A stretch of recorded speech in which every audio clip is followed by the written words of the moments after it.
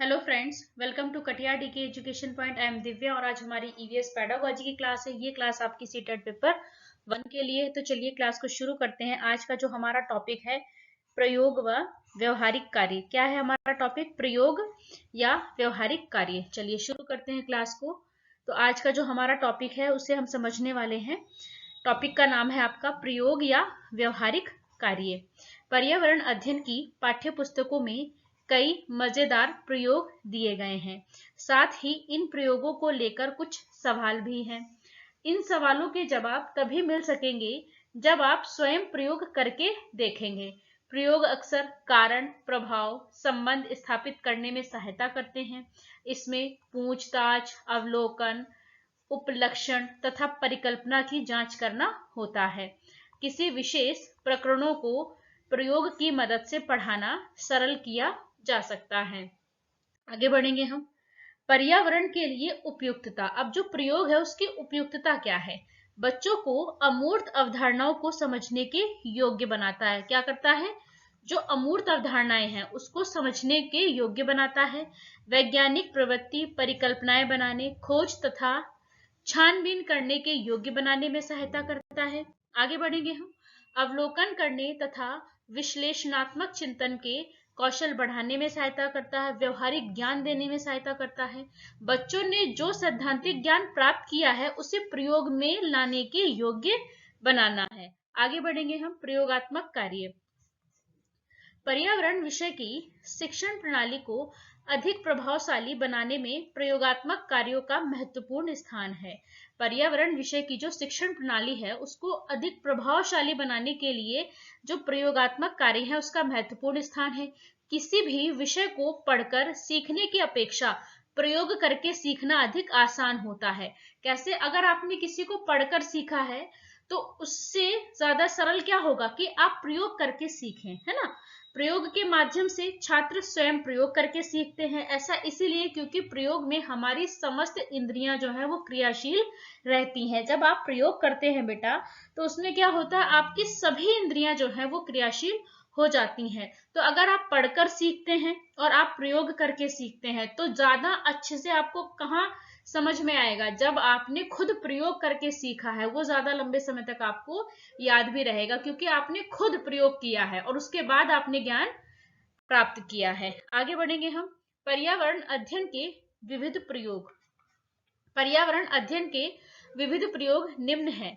जल के संरक्षण एवं शुद्ध करने की विभिन्न विधियों का व्यापक अध्ययन किया जा सकता है। जो जल का संरक्षण है और जो जल को शुद्ध करने की जो है विभिन्न विधियों का व्यापक अध्ययन किया जा सकता है। एक गमले में किसी पौधे के विकास पर प्रयोग किया जा सकता है कि आपने गमले में एक पौधा लगाया है उसके विकास पर। ग्लोव के प्रयोग के द्वारा स्थल मंडल, जल मंडल और वायुमंडल के विषय में जानकारी दी जा सकती है। विभिन्न खाद्य पदार्थों के संरक्षण के विषय में प्रयोग माध्यम से जानकारी उपलब्ध कराई जा सकती है। आगे बढ़ेंगे हम। विद्यालय परिसर में छोटी छोटी क्यारियों के निर्माण से बच्चों को विभिन्न पौधों से परिचित कराया जा सकता है। पारिवारिक संबंधों पर विभिन्न आरेख बनवाकर समाज में जो है समाज के विभिन्न संबंधों जो संबंध है उनसे परिचित कराया जा सकता है। वातावरण को स्वच्छ बनाने, प्रदूषण को कम करने, जल संरक्षण, जीव संरक्षण तथा विभिन्न बीमारियों की रोकथाम संबंधी पोस्टरों का निर्माण करके स्कूल व घर के आसपास लगाकर जागरूकता फैलाई जा सकती है। आगे बढ़ेंगे हम। प्रयोग प्रदर्शन विधि। अब हम इसको समझेंगे। यह सर्वमान्य है कि केवल अध्यापक के कथन को सुनकर या विज्ञान को कहानी की तरह पढ़कर पर्यावरण अध्ययन के प्रत्ययों को आसानी से सीखा जा सके। इसके लिए घटनाओं अथवा प्रयोगों का प्रदर्शन करके अवलोकन प्राप्त कर निष्कर्ष निकाला जा सकता है। तभी इसकी अवधारणाएं स्पष्ट रूप से विकसित हो सकेंगी। प्रयोग प्रदर्शन विधि में अध्यापक विषय वस्तु के शिक्षण के साथ साथ उससे संबंधित सभी आवश्यक प्रयोग स्वयं करके दिखाता है। क्या करता है? अध्यापक जो भी प्रयोग है वो स्वयं करके दिखाता है। विद्यार्थी अपने अपने स्थान पर बैठकर ही विभिन्न उपकरणों, प्रयोगों और क्रियाओं को देखते हैं। इस प्रकार जो विषय वस्तु वे सामान्य केवल सुनते हैं, जब उसे आंखों से भी देखते हैं और प्रभावशाली ढंग से वो सीखते भी हैं। इसे प्रयोगधर्मी शिक्षा प्रणाली भी कहा जाता है। आगे बढ़ेंगे हम। प्रयोग प्रदर्शन विधि के गुण, अब हम इसमें इसके गुण समझेंगे। प्रयोग प्रदर्शन विधि के जो गुण हैं वो निम्न हैं। इस विधि में प्रयोग को सभी छात्रों से कराने की अपेक्षा प्रदर्शन में कराने से समय और धन की बचत होती है, ये इसके गुण हैं। इस विधि द्वारा कठिन प्रयोगों का भी सफलतापूर्वक प्रदर्शन किया जा सकता है। यह विधि सीखने की प्रक्रिया जो है रोचक और प्रभावपूर्ण बनाने में सहायता प्रदान करती है। दूसरा पॉइंट है आपका, प्रयोग कराने की अपेक्षा प्रदर्शन में कक्षा नियंत्रण जो है आसानी से होता है। आगे बढ़ेंगे हम। प्रयोग प्रदर्शन विधि के दोष क्या है? अभी हमने गुण समझे थे, अब इसमें कुछ दोष भी हैं। वो क्या है? इस विधि में विद्यार्थियों को स्वयं प्रयोग करने तथा प्रत्यक्ष वस्तुओं द्वारा व्यक्तिगत रूप से ज्ञान प्राप्त करने का व्यापक अवसर नहीं मिलता है। इस कारण से उनमें प्रयोग करने तथा व्यक्तिगत ज्ञान प्राप्त करने की योग्यता का विकास नहीं हो पाता है। दूसरा पॉइंट क्या है आपका? मनोवैज्ञानिक दृष्टिकोण से भी यह विधि अधिक प्रभावी नहीं है। इस विधि से छात्रों को अन्वेषणात्मक, रचनात्मक आदि प्रवृत्तियों को ठीक प्रकार से विकसित होने का अवसर नहीं मिलता है। प्रयोग प्रदर्शन विधि को प्रभावशाली बनाने के कुछ सुझाव दिए गए हैं कि इसको प्रभावशाली कैसे बनाया जा सकता है। पहला पॉइंट क्या है? कक्षा में प्रयोग का प्रदर्शन करने से पूर्व अध्यापक को उसका पूर्ण अभ्यास कर लेना चाहिए। क्लास में प्रयोग का प्रदर्शन करने से पहले टीचर को उसका पूर्ण अभ्यास कर लेना चाहिए। दूसरा पॉइंट क्या है बेटा आपका? कि प्रदर्शित वस्तु या उपकरण का आकार कम से कम इतना बड़ा अवश्य होना चाहिए कि क्लास के जितने भी बच्चे हैं सबको स्पष्ट रूप से दिखाई दे सके। आगे बढ़ेंगे हम। प्रदर्शन शुरू करने से पहले सभी सामग्री को एकत्रित कर उपयुक्त स्थान पर रखना ही चाहिए, जिससे प्रदर्शन एवं कक्षाध्यापन के समय कोई बाधा उत्पन्न ना हो। अगला पॉइंट है आपका, प्रदर्शन के पश्चात अध्यापक को विद्यार्थियों के द्वारा किए निरीक्षण के आधार पर छोटे छोटे प्रश्नों द्वारा प्रयोग के निष्कर्ष तक अवश्य जाना चाहिए। आगे बढ़ेंगे हम। प्रायोगिक विधि, अब इसको समझने वाले हैं। सीखने की प्रक्रिया में केवल प्रयोग करके सीखना सर्वाधिक प्रभावशाली होता है। बालक द्वारा प्रयोग स्वयं करके नवीन अवधारणाओं को सीखना प्रयोग विधि कहलाती है। प्रयोग विधि के अंतर्गत प्रयोग कक्षा में, प्रयोगशाला में अथवा कक्षा के बाहर किसी भी परिवेश में किया जा सकता है।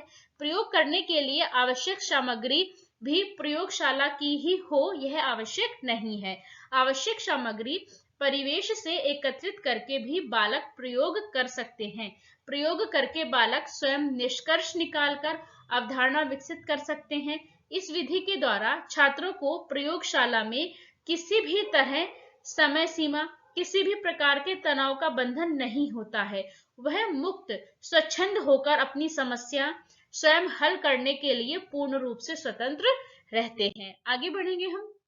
अब इस विधि के कुछ गुण हैं, प्रायोगिक विधि के कुछ गुण हैं, उनको समझते हैं कि इस विधि में छात्रों से जो ये विधि है, इस विधि में क्या होता है कि जो बच्चे हैं उनका आत्मविश्वास बढ़ता है, छात्रों का आत्मविश्वास बढ़ता है और यह स्वयं वैज्ञानिक विधि से कार्य कर सकते हैं। जो बच्चे हैं यह स्वयं क्या कर सकते हैं? वैज्ञानिक विधि से कार्य कर सकते हैं।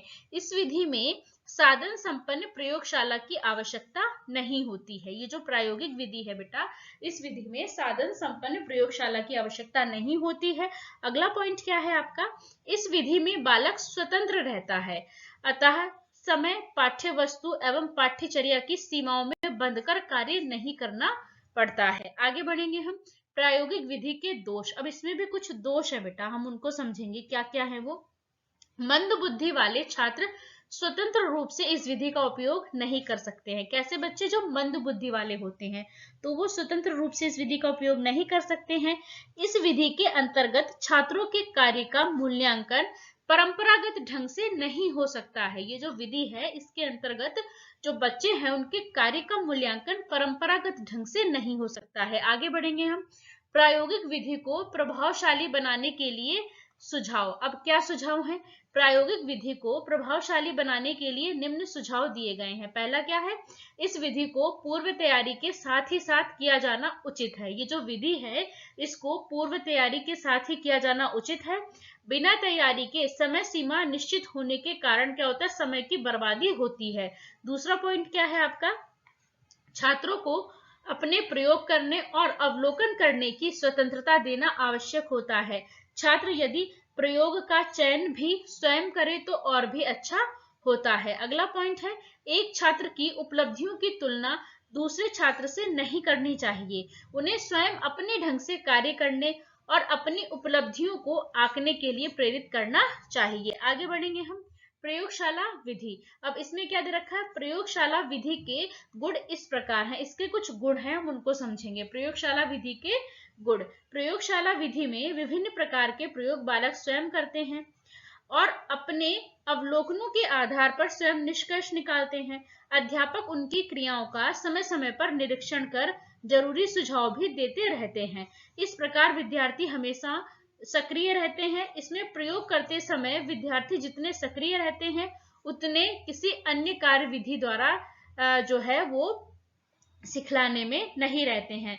जितने इसमें रहते हैं विद्यार्थी सक्रिय, उतने किसी अन्य कार्य विधि द्वारा अगर आप सिखाएंगे तो उसमें नहीं रहते हैं। आगे बढ़ेंगे हम। प्रयोगशाला एक ऐसा साधन है जहां अध्यापक तथा विद्यार्थी संयुक्त रूप से प्रयोग करते हैं। कैसा? प्रयोगशाला जो है वो एक ऐसा स्थान है जहां अध्यापक और विद्यार्थी जो है वो संयुक्त रूप से प्रयोग करते हैं तथा समस्या संबंधी प्रायोगिक प्रेक्षण प्राप्त करते हैं और निष्कर्ष निकालते हैं। इस विधि के उपयोग में एक कठिनाई यह है कि सभी धारणाओं का शिक्षण इस विधि से करना संभव नहीं है। सैद्धांतिक धारणाएं या ऐसे प्रयोगों के परिणाम जो कक्षा स्तर पर नहीं किए जा सकते हैं एवं प्रयोगशाला विधि द्वारा नहीं बढ़ाए जा सकते हैं। आगे बढ़ेंगे हम। प्रयोगशाला विधि के गुण। अब इसके क्या गुण है बेटा? इस विधि में जो प्राप्त ज्ञान है वो कैसा होता है? स्थायी होता है। इसमें छात्रों में आत्मविश्वास पैदा होता है। जो प्रयोगशाला विधि है, इस विधि में जो बच्चे को ज्ञान प्राप्त होता है वो कैसा होता है? स्थायी होता है, और जिससे बच्चों में आत्मविश्वास पैदा होता है। इस विधि द्वारा प्राप्त ज्ञान किताबी ज्ञान न रहकर व्यवहारिक हो जाता है, जो कि अपेक्षाकृत अधिक लाभदायक है। इस विधि ये जो विधि है यह विद्यार्थियों को प्रयोगात्मक रूप से अपनी समस्याओं को हल करना सिखाती है। इस विधि में प्रयोग करने, अवलोकन लेने आदि से वैज्ञानिक विधि का प्रशिक्षण मिलता रहता है। आगे बढ़ेंगे हम। प्रयोगशाला विधि के दोष। अब इसके दोष क्या है बेटा? साधारण एवं उससे निम्न बुद्धि स्तर की क्षमता वाले छात्रों को इस विधि के उपयोग में कठिनाई उत्पन्न होती है। इस विधि के उपयोग के लिए साधन संपन्न प्रयोगशाला की आवश्यकता होती है। इस विधि में समय, पाठ्य वस्तु एवं पाठ्यचर्या की सीमाओं के बंधन में रहकर कार्य करना कठिन होता है।